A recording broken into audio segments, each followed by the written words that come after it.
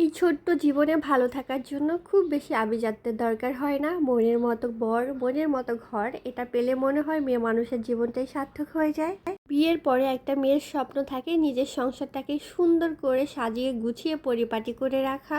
স্বপ্ন সবসময় সুন্দর হয়, তবে বাস্তবতার পরিণাম কিন্তু ভয়াবহ হয়ে যায়। অনেক ক্ষেত্রেই আমাদের জীবনটা দুর্বিষহ হয়ে ওঠে।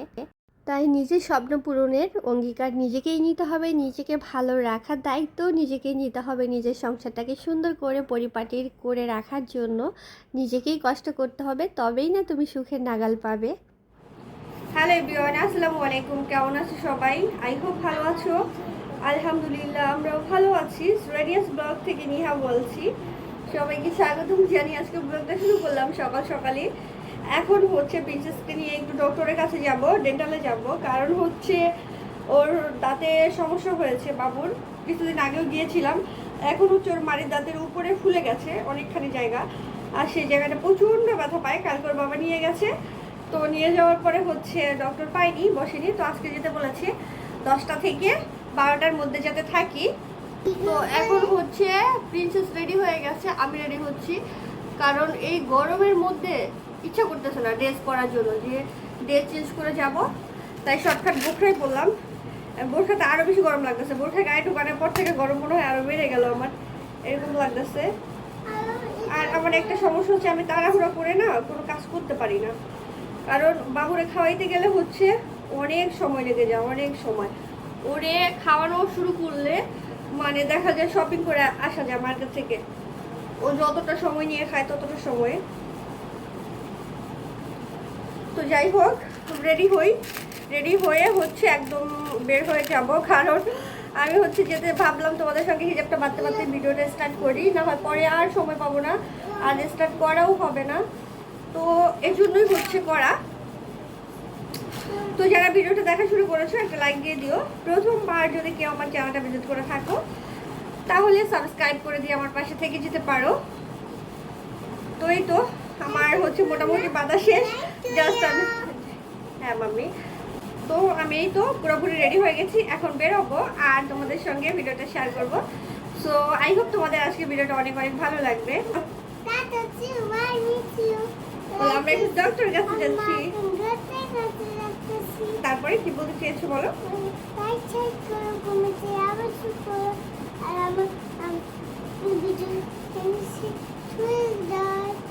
আমার প্রিন্সেস কি বলেছে তোমরা বুঝতে পেরেছো কিনা জানি না। ও বলেছে লাইক কমেন্ট করো আর সাবস্ক্রাইব করে দিও, comment I love you too বলো আমাকে। তো যাই হোক, আমরা কিন্তু চলে এসেছি ডেন্টালে। আর এসে ও হচ্ছে অনেকক্ষণ জাম্পিং করেছে, দৌড়াদৌড়ি করেছে, কারণ সিরিয়ালের জন্য বসেছিলাম। এর জন্য আমার বাচ্চাটা একদম ক্লান্ত হয়ে গেছে। তো আমাকে বলতেছিল, মাম্মি আমি তোমার উপর একটু শুবো, তাহলে আমার ভালো লাগবে, এখন আমার ভীষণ টায়ার্ড লাগতেছে। দেন হচ্ছে কিছুক্ষণ রেস্ট নিল। রেস্ট নেওয়ার পরে হচ্ছে আমরা কেনাকাটা করে হালকা পাতলা তারপরে সরাসরি বাসায় চলে এসেছি। আর বাসায় আসার পরে তোমাদের একটু দেখিয়ে দিচ্ছি আমার প্রিন্সেস কত কিছু কিনেছে। ও হচ্ছে একটা স্টিকার কিনেছে, আর এটাকে দেখাতে হবে মামির ভিডিওতে। তো ওকে আমি বললাম যে তোমার যখন দেখাতে ভালোই লাগে, তোমাকে কি একটা চ্যানেল খুলে দিব নাকি?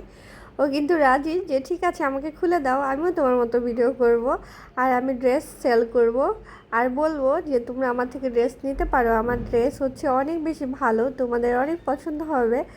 তো ওর বাবাকে আমি মাঝে মাঝেই বলি ওর এইসব কথা শুনে যে ওকে একটা বিজনেস দিয়ে দাও, ওর সেলিংটা ভালোই হবে, ও খুব ভালো হচ্ছে লাইভ করতে পারবে। যাই হোক, মজা করছিলাম। এদিকে হচ্ছে আমার প্রিন্সেসের জন্য কাটার হচ্ছে, তারপর ইরেজার, পেন্সিল, কিছু খাতা কিনে নিয়ে আসছি। এই পর্যন্ত অনেকবার কেনা হয়েছে, যদিও সে পড়ালেখার পরও এখনও শেখেনি, বাট তার বই খাতার কোনো অভাব নেই। ভেবেছি এখন থেকে একটু পড়তে বসাবো, আর তার জন্য আবার নতুন খাতা নিয়ে আসছি। কারণ তাকে খাতা কিনে দিলে, ড্রয়িং খাতা কিনে দিলে, যাই দেই না কেন, তার একদিনের বেশি যায় না, সে হচ্ছে লিখে টিখে আঁকা আঁকি করে সব নষ্ট করে ফেলে।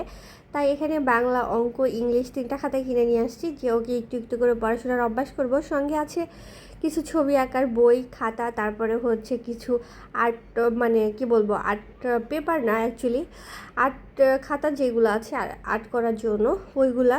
তো মোটামুটি নিয়ে আসছি। এখানে হচ্ছে বাবুর ওষুধ আছে, ওর দাঁতে হচ্ছে ইনফেকশন হয়ে গেছে, এটা শুনে মনটা খারাপ হয়ে গেছে। এখানে কিছু খাবার দাবারও নিয়ে আসছি ওর জন্য। দেন দুপুরে কিছু টুকটাক কাজ ছিল, কারণ বাসায় আস্তে আস্তে আমার 1টা+ হয়ে গেছে, সেগুলো গুছিয়ে নিয়েছি। আর গুছিয়ে নিয়ে সরাসরি রান্নাঘরে চলে আসছি আমি। এদিকে সে এখনই পড়াশোনা শুরু করে দিবে। এই বাচ্চাদের হচ্ছে একটা অবস্থা। আমি এখন রান্না করব নাকি তাকে পড়াশোনা করাবো? তো প্রথমে ABCD 4টা অক্ষর আমি নিজে লিখে দিয়েছি, দেন হচ্ছে পরে যেগুলা ও হচ্ছে হাত ঘুরিয়ে আমার সঙ্গে লিখেছে। অ্যাকচুয়ালি আমার সঙ্গে না, ওর সঙ্গে আমি হাত ঘুরিয়ে লিখেছি, মানে পেন্সিলটা ও ধরেছে, জাস্ট আমি ওর হাতটা ঘুরিয়েছি। কারণ হচ্ছে ও মানে আমার প্রিন্সেসকে হচ্ছে এতদিন চক আর হচ্ছে তোমরা দেখেছো মাঝে মধ্যে আমি ভিডিওতে শেয়ার করতাম, চক আর কি বলো এটাকে ভুলে গেলাম, সিলেটের মধ্যে অভ্যস্ত ছিল। ও খাতায় কিন্তু অভ্যস্ত নয় ABCD লিখে, তাই ওর একটু আনইজি হচ্ছিল। যাই হোক, রান্নাবান্না করতে চলে এসেছি সরাসরি, কারণ বাচ্চাকে সময় দিলে আমি আর পারবো না, আমার একদম লেট হয়ে যাবে। ভাত রান্না হয়ে গেছে, বেগুন ভাজি করতেছি, একটা হচ্ছে বেগুন ছিল সেটাকে ভাজছি, আর এখানে করলা ভেজে নিচ্ছি। তোমরা এখন অনেকেই বলতে পারো যে আপু করলা ভাজি এটা আবার কিভাবে খাবে? ওয়েট, ভয় পাওয়ার কোনো কারণ নেই, এটাকে এইভাবে খাবো না, এটাকে রান্না করেই খাবো, আর এইভাবে রান্না করলে এটা ভীষণ মজার হয়। যারা সবসময় করলা ভাজি খেতে খেতে একদমই চলে আসছে, ভালো লাগে না খেতে, তাদের জন্য এই রেসিপিটা অনেক বেশি হেল্পফুল হবে। তবে আজকে তোমাদের সঙ্গে প্রপার রেসিপি শেয়ার করতে পারবো না তাড়াহুড়োর কারণে। এখন হচ্ছে আমি করলাটাকে ভেজে নেব উল্টে পাল্টে, একদম আমি বেগুনটা যেভাবে ভেজে নিয়েছি ওই রকম করে এটাকে ভাজবো, ভেজে হচ্ছে এটাকে রান্না করব। সঙ্গে একটা টমেটো থাকবে, একটা আলু থাকবে, দেন হচ্ছে এটাকে আমি মানে পেঁয়াজ মরিচ দিয়ে একদম বলতে পারো ভুনা করে নিব। এদিকে হচ্ছে মুরগিও আছে, 2টা মুরগি ভিজিয়ে রেখে গেছিলাম আমি, মুরগিগুলো কাটবো, রান্না করব কিছু, আর বাকিটা ফ্রিজে রেখে দিব। এই তো এখানে আমি তেল নিয়ে নিয়েছি, আর হচ্ছে পেঁয়াজ আছে। এখন হচ্ছে করলাটাকে প্রসেস করা পালা, মানে রান্না করার পালা। সঙ্গে আমি হচ্ছে গুঁড়া চিংড়িও নিয়েছি অল্প একটু, ওইগুলা দিয়ে তারপরে করব। তো তোমাদের আর করাটা দেখাতে পারলাম না, কারণ যেটা বলছিলাম বারবার যে আমি তারার মধ্যে আছি। তো বুঝতে পারছো, ঘরের সব কাজকর্ম করে আসলে একা মানুষ তো পারা যায় না। এখানে আবার একটু টমেটো ভাজি করেছিলাম আমি। আর এই তো আমার ফাইনালি দেখো করলার তরকারিটা, এটা ভীষণ মজার খেতে, ট্রাস্ট মি, তোমরা ট্রাই করতে পারো। এটা খেলে মনেই হবে না যে এটা করলার কোনো তরকারি, একদমই তেতো লাগবে না। আর আমি কিন্তু আজকে এটা দিয়ে ভাত খেয়েছিলাম। যদি বাসার ছোট বাচ্চারা থাকে যারা করলা খেতে চায় না, তাদের যদি ভাত খাইয়ে দেওয়া হয় তারা বুঝতে পারবে না এটা যে করলা। চিংড়ি দেওয়ার কারণে করলার যে একটা স্মেল থাকে সেটাও নেই, আর তেতো লাগার প্রশ্নই আসে না। যদিও তোমরা বিশ্বাস না করো, একদিন রান্না করতে পারো এইভাবে।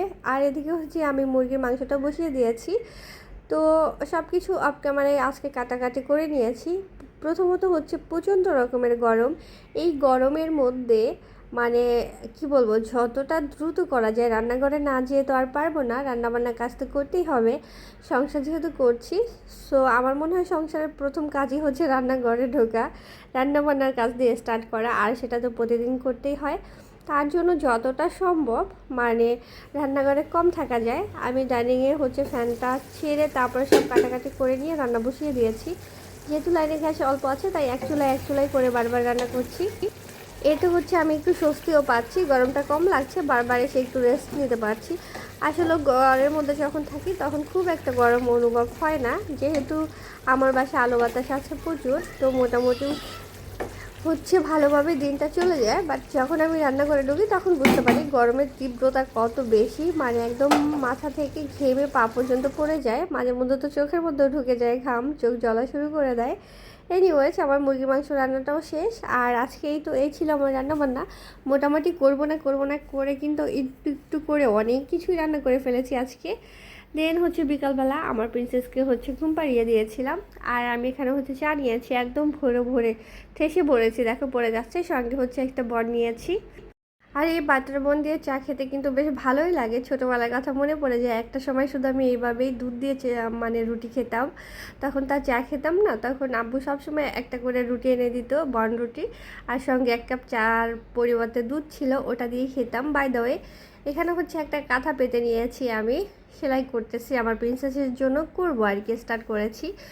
তো আমার এই তো কাঁথার উপরে যে ডিব্বাগুলো দেখতে পাচ্ছ, আমার প্রিন্সেসের নিউটেলার ডিব্বা, কারণ হচ্ছে ফ্যান ছাড়া তো থাকা ইম্পসিবল, যেই গরম, আর ফ্যান ছেড়ে আমি কাঁথাটা কিছুতেই পাততে পারছিলাম না, বারবার উড়ে যাচ্ছিল।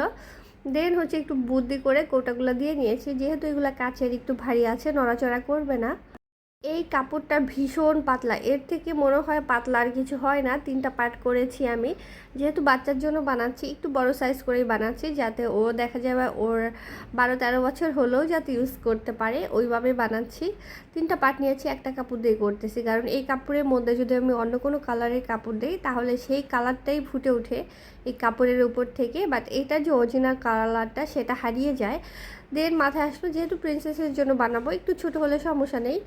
তো আমি ওর আগের কাঁথার মেজারমেন্ট থেকে 2 হাত করে বাটি করলাম, বাটি করে একটু হিসাব করে দেখলাম যে না, এটা দিয়ে হয়ে যাবে 3 পার্ট করলে। আর 3 পার্ট করলে কাঁথাটা একটু ভারীও হবে, যেহেতু প্রচুর পাতলা। নর্মালি একটা কাপড় 2 পার্ট করলে যেমন হয়, এই কাঁথাটা 3 পার্ট করার পরেও আমার কাছে তেমন মনে হচ্ছে না। এবার বুঝতে পারছো কতটা পাতলা এই কাপড়টা। তো আমি আইডিয়া করে হচ্ছে 3 পার্ট করে কেটে নিয়েছি, আর কেটে নিয়ে 2 সাইডে হচ্ছে মেশিনে সেলাই করে বন্ধ করেছি। অবশ্যই সেলাইটা আমি খুলে ফেলবো, লাস্টের দিকে রাখবো না, কারণ এইটা করার কারণ যেহেতু এটা প্রচণ্ড রকমের পাতলা আর আমি কিছুতেই বিছাতে পারছিলাম না, তাই হচ্ছে 3টা পার্ট একসাথে করে জাস্ট আটকে নিয়েছি। পরে সেলাইটা খুলে ফেলবো, যাতে এখন আমার সমস্যা না হয় আপাতত সেলাই করতে।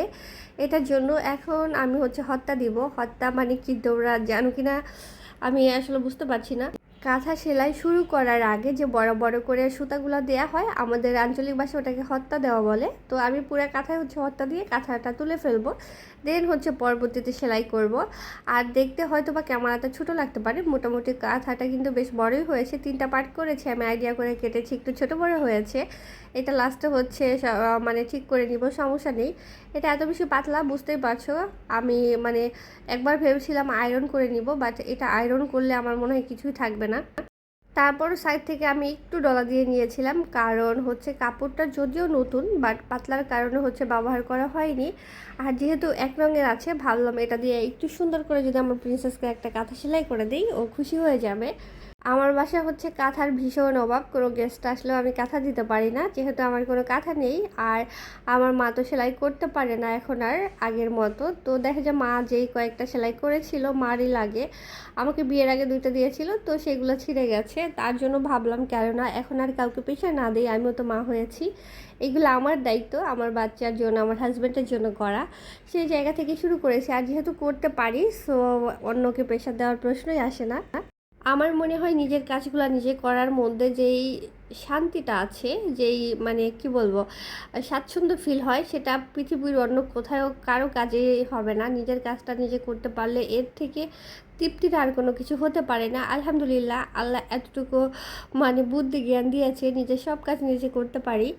সেলাই কাজ থেকে শুরু করে ঘরের সমস্ত কাজ, দেন হচ্ছে পার্লারের কাজ বলো না কেন, যে কোনো এভরিথিং, যে কোনো কাজ আমি একবার দেখলেই করতে পারি। আমার অত বেশি প্রবলেম হয় না, এটা গড গিফটেড আমি মনে করি। আলহামদুলিল্লাহ, আমি সবসময় শুক্রিয়া আদায় করি। আর আমার হাজব্যান্ড আমাকে নিয়ে সবসময় একটা কথা বলে যে আমি একটা লক্ষ্মী বউ পেয়েছি, যে আমার বউর কোনো মানে কোনো কাজেই আমার বউকে বলতে হয় না, কারো কাছে যেতে হয় না, কারো থেকে শিখতে হয় না। যাই হোক, নিজের প্রশংসা তো অনেক করলাম। এই তো আমি হত্যা দিয়ে নিয়েছি, পুরো কাঁথাটা দেয়া হয়ে গেছে, তোমাদের একটু দেখিয়ে দেই। আর এখন হচ্ছে আমার এই ডিব্বাগুলার কোনো প্রয়োজন নেই, মানে নিউটেলার মানে ডিব্বাগুলা এখন আর এটা নড়াচড়া হলেও সমস্যা নেই। হত্যা দেওয়ার কারণে কিন্তু 3টা পার্ট একদম সেট হয়ে গেছে। এখন হচ্ছে আমি জাস্ট একটু এঁকে নিব বলতে হচ্ছে একটু ঘর করব, কারণ যেহেতু মানে কি বলবো, এটা রাপিউজের একটা কাঁথা হবে, আর এটাকে খুব সুন্দর করে সেলাই করব, ব্যাপারটা একদমই তা নয়। যেহেতু ছোট্ট একটা কাঁথা, একদম সিম্পলি সেলাই করব, তার জন্য এই তো 2 ইঞ্চি করে আমি মাপ দিয়ে ঘর করে নিয়েছি। আর এই ঘরের মধ্যে ছোট ছোট ফুল হবে, চারপাশে হচ্ছে সেলাই হবে ব্লু কালার সুতা দিয়ে। আমার হাজব্যান্ডকে জিজ্ঞেস করলাম, ও হচ্ছে চুজ করে দিল যে ভিতরে ফুলগুলো রেড কালার দিও, যেহেতু এটা অফ হোয়াইট কালারের একটা কাপড়। আর হচ্ছে চারপাশে যে সেলাইগুলো হবে সেটা ব্লু কালার দিয়েও দেখতে সুন্দর লাগবে যখন প্রপার কাঁথাটা যখন তৈরি করা হয়ে যাবে।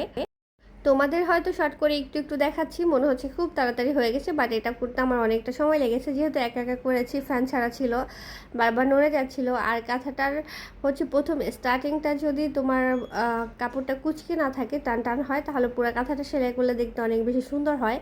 বাট কাপড় যদি হচ্ছে ভুরিয়ে থাকে, মানে এক এক জায়গায় কুচকে যায়, তাহলে কিন্তু সেই কাঁথাটা পরবর্তীতে হচ্ছে কুচকানোই থাকবে, সেলাই করলেও ভালো লাগবে না, এক এক জায়গায় কাপড় দলা পেকে থাকবে। তো ওই জায়গা থেকে আমার অনেকটা সময় লেগেছে। এখন কিন্তু প্রায় 11টার মতো বাজে। তো বুঝতে পারছো সন্ধ্যাবেলা শুরু করেছি আমি। আর আমার বাচ্চা তো খেলাধুলা করছে। এদিকে আমি হচ্ছে একটু টিভি ছেড়ে রেখেছি। টিভি দেখছি না, অ্যাকচুয়ালি দেখছি না বলতে বারবার তাকাচ্ছি একটু এরকমভাবে, কারণ আমার হাজব্যান্ড এখনও আসেনি, ওই জন্য অপেক্ষা করছি। আর এই তো সেলাইও শুরু করেছি, যে একটু একটু করে শুরু করি, না হয় শেষ হবে না। আমার বড় কয়েকটা কাঁথাও কিন্তু সেলাই করতে হবে।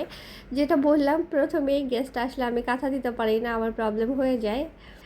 ওই জায়গা থেকেই হচ্ছে আগে ভাবলাম প্রিন্সেসের কাঁথাটা কমপ্লিট করে দিয়ে নেই, দেন হচ্ছে বড় কাঁথাগুলোও শুরু করব। অ্যাকচুয়ালি সময়ের সঙ্গে না পেরে উঠি না। এখন হচ্ছে আমার হেল্পিং হ্যান্ড নেই, বুঝতে পারছো, ঘরের সমস্ত কাজ একা নিজেকে করতে হচ্ছে। হেল্পিং হ্যান্ড ছাড়া সব কিছু গুছিয়ে করা অনেকটা টাফ আমার মনে হয়। বিশেষ করে আমার হচ্ছে ঘর মোছা কাপড় ধোয়াটাই বেশি প্রবলেম হয় আমার, যেহেতু কোমরে ব্যথার সমস্যা আছে। এই কাজগুলো করলে না আমি আর বিছানাতে উঠতে পারি না, এত পরিমাণ পেইন হয়। তো ইদানিং হচ্ছে আমি কাজের মানুষ খুঁজেই পাচ্ছি না, তার জন্য নিজের কাজগুলো নিজেকেই করতে হচ্ছে। তবে কাজ করতে কিন্তু আমার একদমই খারাপ লাগে না, ভালো লাগে, ভালোবেসে করি। আমার সংসারের কাজ আমি গুছিয়ে করব না তো কে করবে? মনের তৃপ্তি পেলেও কাজ করে শরীর কিন্তু সেই তৃপ্তিটা পায় না। যেটাই বললাম, আমার 2টা সার্জারি হওয়ার পর থেকে আমার এই প্রবলেমটা হয়েছে। এর আগে কিন্তু আমি কখনোই কাজের মানুষ রাখিনি, এখন জাস্ট রাখতে হয় নিজের সমস্যার জন্য। যাই হোক, আজকে এই পর্যন্তই। সবাই ভালো থেকো, আল্লাহ হাফেজ।